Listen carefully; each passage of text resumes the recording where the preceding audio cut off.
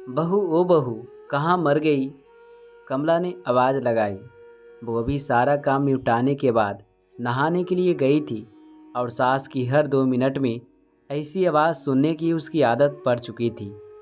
जरा सी नज़रों के सामने से हटी कि सास चिल्लाना शुरू कर देती। इस बार आवाज़ कुछ ज़्यादा तेज थी, कोई अनहोनी ना हो गई हो। उसने जैसे तैसे अपने ऊपर 2 मग पानी डाला और कपड़े पहनकर बाथरूम से दौड़ते हुए सास के कमरे में पहुंची। अरे मरी, तुझसे एक काम भी ठीक से नहीं होता? कमला देवी फिर चिल्लाई। क्या हुआ माँ जी? उसने डरते डरते पूछा। हुआ क्या है, दिखता नहीं कमबख्त। ये कमरे में पानी पड़ा है, आज पोछा नहीं लगाया था क्या? अभी कहीं मैं गिर जाती तो मेरी हड्डी पसली टूट जाती। कमला देवी ने चिल्लाकर कहा। लगाया तो था माँ जी, उसने धीरे से कहा। तो ये कहाँ से आ गया है? भगवान, मेरी तो किस्मत ही फूटी है जो ऐसी लड़की पर मेरे बेटा लट्टू हो गया। न जाने कहाँ से बड़े बड़े घरों से उसके लिए रिश्ते आ रहे थे। अच्छा अब चल, जल्दी से इसे साफ कर दे, सास ने चिल्लाते हुए कहा। उसको पता था कि नहाने जाने से पहले ही उसने पूरा घर साफ किया और ये पानी जानबूझकर उसकी सास ने ही उसे तंग करने और ताने सुनाने के लिए गिराया है। फिर भी उसने बिना कुछ बोले गिरे पानी को साफ कर दिया और अपने कमरे में आकर थोड़ा आराम करने बैठ गई और सोचने लगी, सास की चिल्लाहट अब कौन से काम के लिए बुलाने वाली होगी। उसके लिए ये कोई आज की बात नहीं थी। जब से वो शादी कर इस घर में आई थी, उसके पति के ऑफिस जाते ही ये रोज का नियम था। आज किसी बात पर, कल किसी बात पर, बस उसकी सास को एक बहाना चाहिए था। अगर नहीं मिलता तो बहाने बनाने की कला में वो माहिर थी। इस रोज की किचकिच से अक्सर वो तंग आ जाती थी, पर कुछ पति के प्यार, कुछ सास की उम्र और कुछ घर की नई बहू होने की वजह से सब बर्दाश्त कर रही थी। उसे खुद ही समझ नहीं आ रहा था कि उसके खुद के वजूद में इतना परिवर्तन कब और कैसे आया। उसको ये भी याद नहीं कि कब उसके अपने घर में उसकी माँ या पिता ने कभी उससे ऐसे सुर में बात की। अपने कॉलेज और स्कूल के समय तो वो बिंदास लड़कियों में से एक थी। पूरे कॉलेज या कहीं भी किसी के साथ कोई गलत बात होती तो वो लड़ने के लिए सबसे आगे खड़ी मिलती थी। किसी के भी हक के लिए वो पूरे सिस्टम से लड़ जाती थी। पर आज अपने ही खिलाफ हो रहे अन्याय को चुपचाप सह रही थी। सोचती थी, क्या यही शादी के मायने होते हैं, जब एक लड़की को अपने स्वाभिमान और सम्मान को एक नए परिवार की सूली पर चढ़ा देना पड़ता है। शाम को पति के आने पर बहुत सारी बातें कहने का मन होता था, एक दो बार कही भी, पर एक तो थके होने से इस बात पर ज़्यादा ध्यान नहीं देते और फिर अपनी माँ के खिलाफ वो एक भी शब्द नहीं सुन सकते। उसकी माँ भी अपने बेटे के सामने उससे बड़े दिखावे के साथ बात करती थी, पर जैसे ही बेटा घर से बाहर निकलता था उनके तेवर बदल जाते थे, जो उसे समझ में ही नहीं आता था कि एक इंसान पल भर में दो तरह के व्यवहार कैसे कर सकता है। कमला देवी को सबसे ज़्यादा तकलीफ तो उसकी शादी में मिले दहेज से थी, जबकि उसके माता पिता ने अपनी हैसियत से बढ़कर उसकी शादी में खर्चा किया, लेकिन दहेज में या दूसरे से कुछ भी मुफ्त में मिलने की उम्मीदों और अभिलाषाओं का कोई अंत नहीं होता।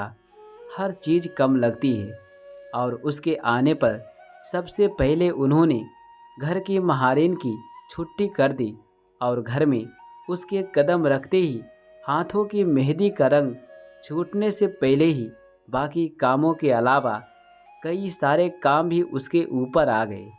और कमला देवी ने कभी भी उसे एक नौकरानी से ज़्यादा नहीं समझा। कुछ ऐसे ही जिंदगी कट रही थी उसकी। रोज कोई नया बखेड़ा होता था और वो रोज शांतिपूर्वक उन्हें संभालने की कोशिश करते हुए सोचती थी कि जल्दी ही उसे अपने पति और सास के साथ बैठकर शांति से इसका हल निकालना पड़ेगा। पर बस रोज की ऐसी दिनचर्या में सबके साथ बैठकर बात करने का समय नहीं मिल पा रहा था। एक दिन वो रोज की तरह सुबह झाड़ू लगा रही थी। जब कमला देवी अपने बिस्तर के किनारे बैठी स्वेटर बुन रही थी, अचानक जैसे ही वह झाड़ू लगाते लगाते उसके पास पहुंची तो उसने बिना कुछ देखे बहू को जोर से लात मारी और चिल्लाई, अरे कुछ अकल भी है या घास चरने गई है? जब मैं कुछ कर रही होती हूँ तभी तुझे काम सूझता है। अभी ही मेरे कमरे में झाड़ू लगानी थी, तुझे पता नहीं कि मुझे धूल से कितनी एलर्जी है? ये आज का नया बहाना था उसे तंग करने का, क्योंकि घर में रोज ही ऐसे ही काम होते थे और पहले कभी भी ऐसी कोई बात नहीं हुई थी। फिर वो भी अपनी सास के व्यवहार को जानते हुए बहुत संभल के काम करती। वो उनके द्वारा दिखाई जगह पर सफाई के लिए जैसे ही थोड़ा झुकी, न जाने किस झोंक में कमला देवी ने जोर से पैर चलाया और वो बहू के कंधे पर जा लगा। जब तक वो खुद को संभालती उसका सिर सामने की दीवार से टकराया और गिर पड़ी। कमला देवी चिल्ला उठी, क्या हुआ कलमुही, मर गई क्या? उठ क्यों नहीं रही? बचा हुआ काम कौन करेगा? चल उठ।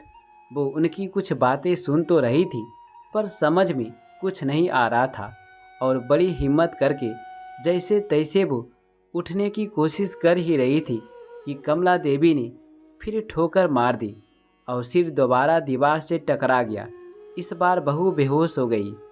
सास बड़बड़ाते हुए उसे कोसती रही। जब नहीं उठी तो कमला देवी के हाथ पांव फूलने लगे और तुरंत अपने बेटे को घर आने के लिए फ़ोन किया। पति उसे तुरंत हॉस्पिटल ले गया तो कमला देवी भी साथ साथ आई और एडमिशन कराने के समय भी बड़बड़ाए जा रही थी। सब पता है इसके तिरिया चरित्र का, सब करके कराने की और मुझे तंग करने के नाटक है इसके, जिससे घर में कोई काम ना करना पड़े और हम सब इनकी सेवा करें। यूँ तो उसका बेटा काफ़ी दिनों से घर में जो चल रहा था सब देख और समझ रहा था, पर आज माँ के ऐसे व्यंग देखकर कुछ ज़्यादा ही परेशान हो गया। लेकिन इस समय उसे अपनी पत्नी की जान बचाने की पड़ी थी।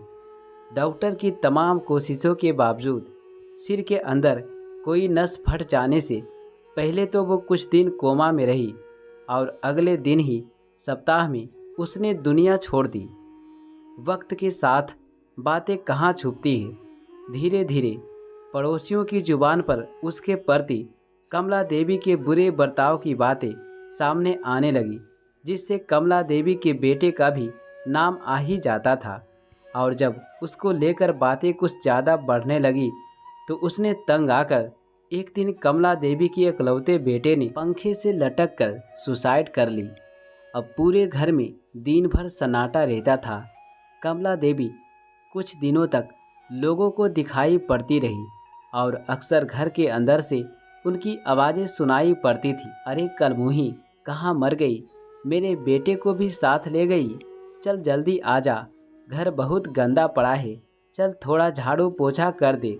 फिर उसी लय में रोते रोते उनकी आवाज़ सुनाई पड़ती थी, बहुत अच्छी बहू थी, कभी शिकायत नहीं करी, अभी हॉस्पिटल में है, इलाज करा रहा है, मेरी वजह से उसका सिर फट गया था ना, मेरे बेटा भी उसी के पास है, लेकिन अब तो ठीक हो गई होगी। अरे कोई तो उन दोनों को वापस ले आइए, अब कि उसे कुछ नहीं कहूँगी।